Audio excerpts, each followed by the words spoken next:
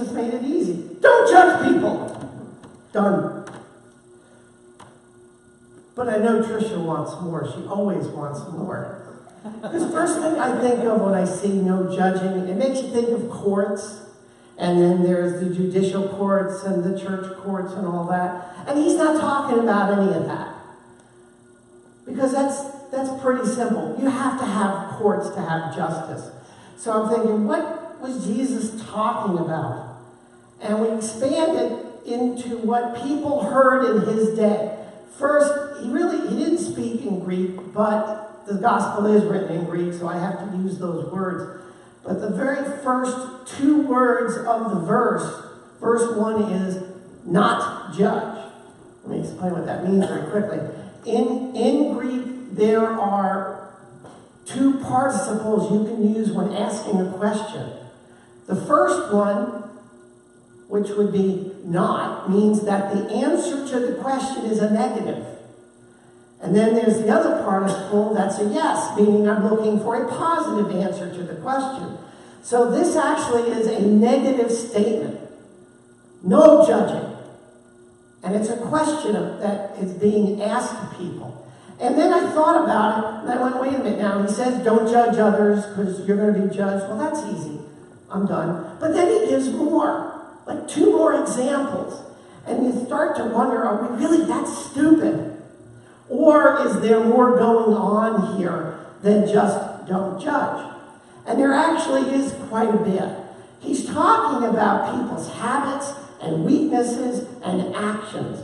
That we shouldn't judge people by what they do or how they do it or habits that they may have. Because all of that we've been reading about, 5, 6, 7, it's going to go on for a couple more chapters. When you get down to the heart of it, it's all about community. And when the community comes together, now remember after Jesus and the church starts, these people start living in what we call communes today, right? They started living in small communities.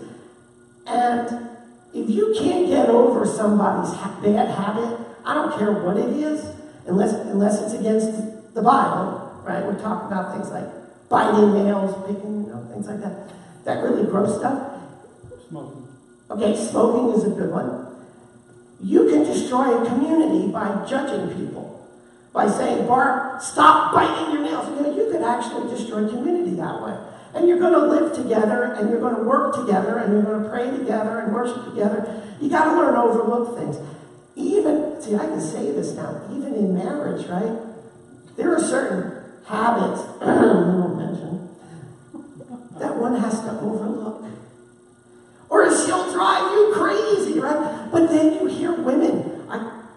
How many times I do this with weddings, and you hear these women say, I'm going to change him. Newsflash, Barb, not gonna. Yeah, you might change a little bit, but you can't change. You can't be guaranteed to change everything. So if you're going to marry this guy, and you don't like the way he eats his soup, and you can't get over it, maybe you don't want to get married. I'm feeding soup. Well, one of them I actually heard was, when we got married and had kids, he won't drink as much. And here it was 12 years later, 2 kids, and I said, so how's that working out for you? No, you can't count on it. And we need to understand that. All this stuff we've been looking at, if you think of the heart of it, it's about how to keep a community together. Doesn't matter how big or how small it is. Everybody has shortcomings, except Jesus. We all have shortcomings. We all do things that annoy people. Well, doesn't matter what it is. You either get over it or go find another community to live in. But you don't destroy the community. And that also could be, if you want, you can add opinions and ideas and the whole bit. Because when I look on the outside of the church, what we've learned outside is we don't tolerate each other anymore. I have a different opinion than you on a topic. We don't tolerate having different opinions. But Jesus is saying, you don't learn to tolerate, you're not going to have community. And nothing was more important to him than community. Therefore, no gossip. Do you know there's gossip in church? Did you know that, Bobby? We call them up north parking lot meetings. You have this big ad board meeting, right? And then you go out into the parking lot. And then you see the little groups. I don't like the chicken. I don't like it. And then all the little gossip things start. And if you want to, you could try this. Now, you could start in these smaller churches. You can make up a little rumor and see about an hour later what that rumor has turned into. And it can be really good fake news, too. And it works. The other thing is criticism. By the way, there's no such thing as constructive criticism. Got that? It's destructive. Period. End of story. There is no such thing as constructive criticism. Criticism is criticism. It's always going to be negative. It's always going to be taken personally, and it's going to break up your community. I've seen churches break up over that. One of them because one group believed, this is going back to the 40s, that you could play softball in the afternoon on Sunday, and the other group said, you can't. And they criticized each other for it. And what ends up happening? In 41, they split. And we were at this church in like 1999, and people still remembered it. Oh, we don't want to have another split. When was the split, Barb? 1942, are you kidding me? And people remember. Over what? It was ridiculous. But it does destroy communities. And that's what we're talking about. There should be no gossip. When I was in Dillsburg, I actually threatened to put hidden microphones, wireless, in the parking lot because I could get more information by what was going on out there than I could in meetings. And you had people agreeing to things. Imagine it as Greg, a trustee, David, and you guys agree to something, and then two of you walk out and say, nah, we're not going to do that, we're going to do something else. And if you want to destroy community, that's the first way to do it. And it's wrong. And that's what he's talking about here. That's the main purpose. Now, when you read the scripture, I thought I'd explain a couple things, because Jesus then talks about getting back what measure you give to people and what that actually meant. And it has to do with the culture of his day. What he talks about, and his examples, I should say, are all about his day. And you have to think about what was going on in his day to understand it. So, of course, when he spoke these words, the people of his day understood it. So first, merchants did not have precise measuring tools. They didn't have good scales. Nobody did. Do you remember? Well, the kids in the back room, but us older people, do you remember when you had a scale that you could actually adjust with a little dial because it was a spring? You probably don't know about that. You used to be able to adjust it. So when the diet wasn't working real well, you know what I would do? I'd go in there and say, -5. Oh, that's a good place to start. Or if you wanted your spouse to go on a diet, turn it up a little bit. Because she's not looking when she steps on the scale, right? Have you ever done that? No. Because they won't look down at the scale, so you set it for like 7. Oh my gosh! Never did that? Yeah, you did it. Oh, Barb's a thing you don't have to worry about. Put my foot on the back of the scale when she's standing on it. That's a good one.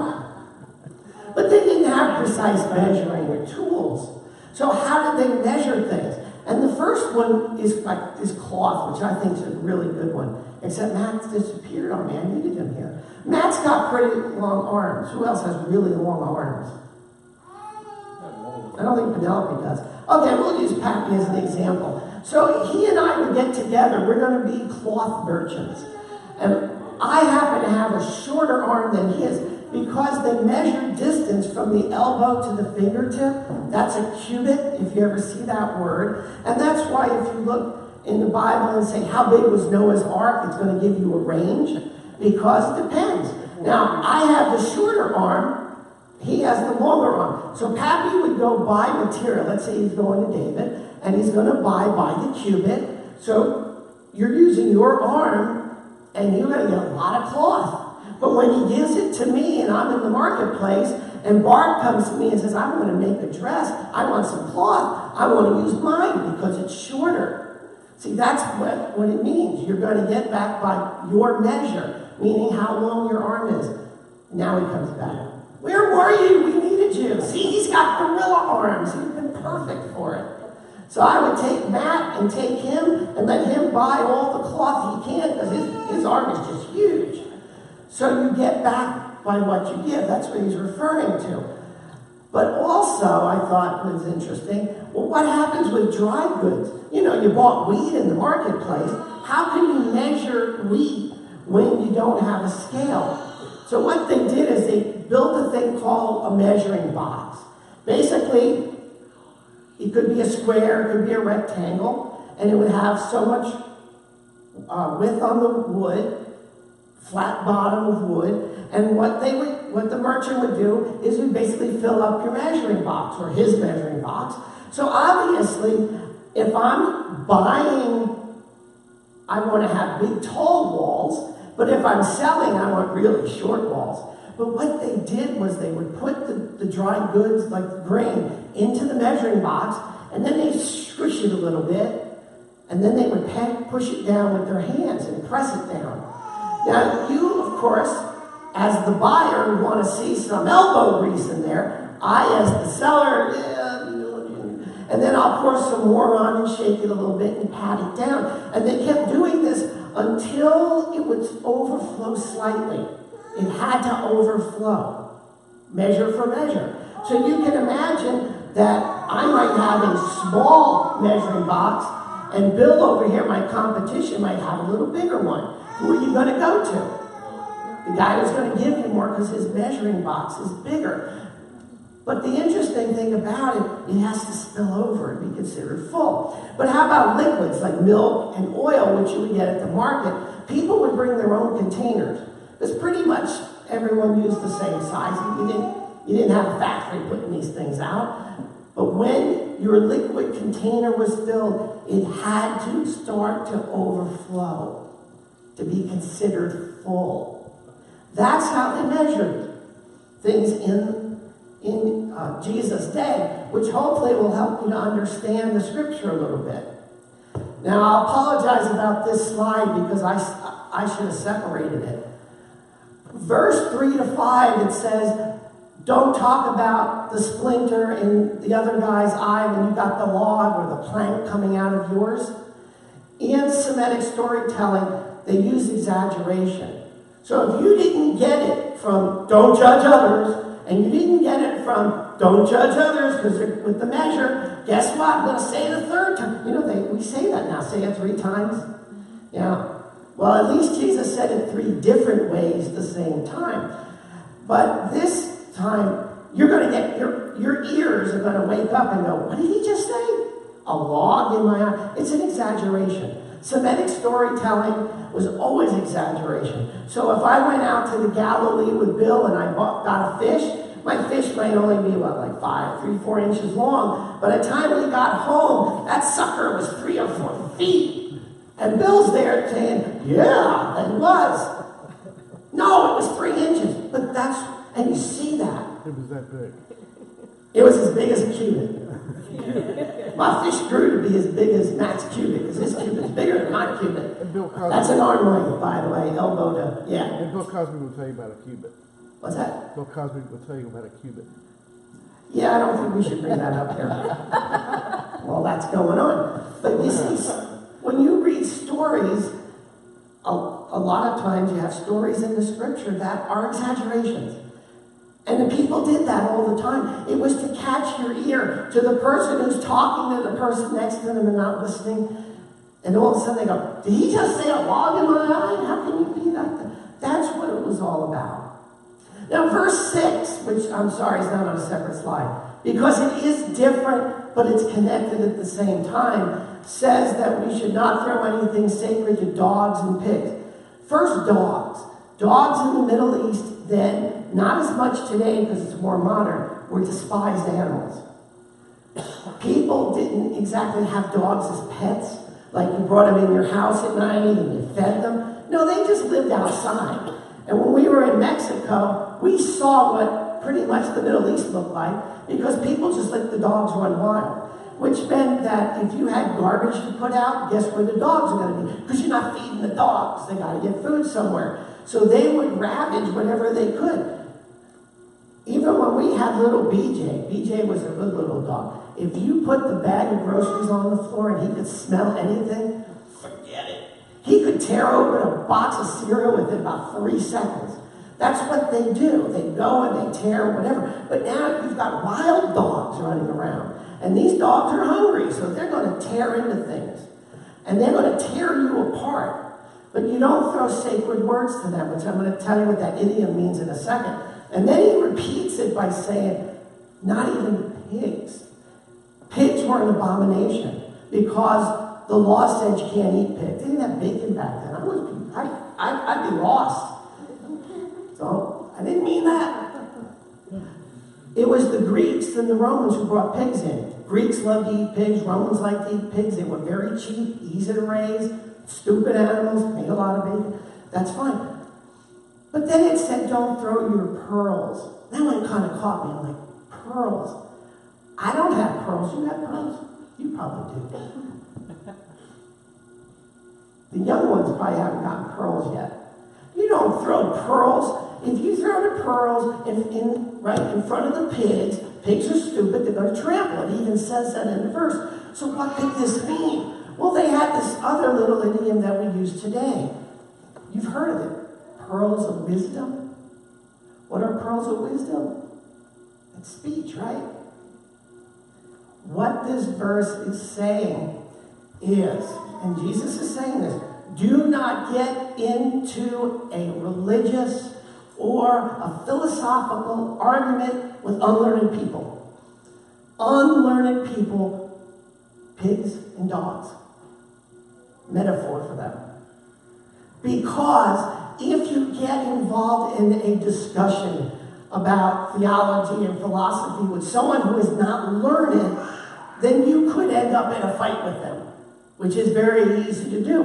And it turns out, in his day, in his culture, wise men, rabbis who knew, would not talk to the common people about what the scripture meant or how they should live. They just didn't do that. They would engage in conversation with other wise men, other rabbis, other teachers, to exchange ideas and to debate about the scripture. But you never would have seen them debating with someone who wasn't trained, someone who wasn't educated. That's just something you didn't do. And Jesus is telling us, don't do it, because all you're going to do is get into an argument about it. And it could lead to a fight. See, again, here's the connection. Breakdown of the community. Instead, take the unlearned person and teach them the ways of God. Then have the conversation with them. If you've ever talked to someone who is an agnostic, who says there is no God, you could start saying, well, this, and then you know what they're going to do. They're going to tell you how wrong you are, and before you know it, agnostic wants to punch you in the face. Jesus is saying, don't do it. It's not worth it.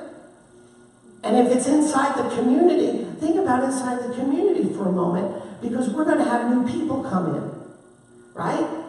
And they don't know the ways of God. They don't know the Bible. They don't understand all. And you can't engage in a heavy-duty conversation about the theology of Jesus on the cross until they're trained, until they understand. Because all it's going to do is break down community. Everything that he's talking about in these chapters are going to revolve around that. Interesting enough, the church used this verse in a very interesting way. The Didache was considered the Christian manual, the very, very first one, written around 90 CE by a man named Hippolytus, who became one of the first bishops. And this was a manual how to live as a Christian. And you can see chapter 9, verse 5. But let none eat or drink of your Eucharist, that's communion, except those who have been baptized in the Lord's name. For concerning this also did the Lord say, give not that which is holy to the dogs. That's the verse they're talking about. In the early church, until you were baptized, you were not allowed to come to the communion table. You were not educated. You spent 3 years learning about Christianity, learning about Jesus. And after 3 years, you could be baptized. Then you could partake in communion. Luckily, We don't follow that in the United Methodist Church. Our theology says that this is an open table for anyone who wants to come, and if you are not baptized, come anyway, because you can experience God's grace, which is available, we call it prevenient grace, to you. So come to the table and enjoy. But if you go into some Catholic churches, some Brethren churches, Amish churches, you will not be allowed to come to the Eucharist. And they're holding on to this verse, and that's where it came from. So you don't give the sacred to those who don't know. So if you put it all together and say, wow, it seems so simple and it's now so complicated, it really isn't. Don't initiate or spread gossip. Big surprise, it happens in church. I'm not sure it happens here that much anymore. If your numbers drop, your gossip tends to disappear. Bigger churches we've been at, oh my gosh, if you wrote all the gossip down, I could write a book. It's unbelievable. And you shouldn't be doing that.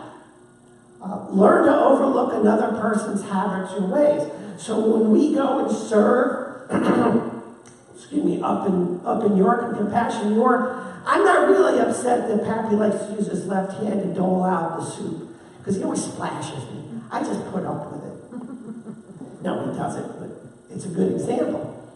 Learn to look the other way. Yeah, there are some habits that you wish people would get rid of. Smoking was a good one. You got rid of smoking, didn't you? No, my wife did. Your wife? Oh, she did. Excellent. 10 years ago. But you know what? If you don't look the other way, then you will not have community. It's going to break down. And then what are you going to do? So maintaining community. But then as I thought about this during the week, we're going to run into the golden rule. Everyone knows it. Do unto others before they do unto you. Do unto others as they would do unto you. That's the golden rule. So it's coming up here pretty quick. But you can almost see that as a conclusion for this gigantic section, because the golden rule is set up to what? To keep community. And yes, there'll be arguments, and yes, we'll do this and that and whatever. But if we're following Jesus' words, the idea is to keep community together, to keep the group together. And that's what we have to remember.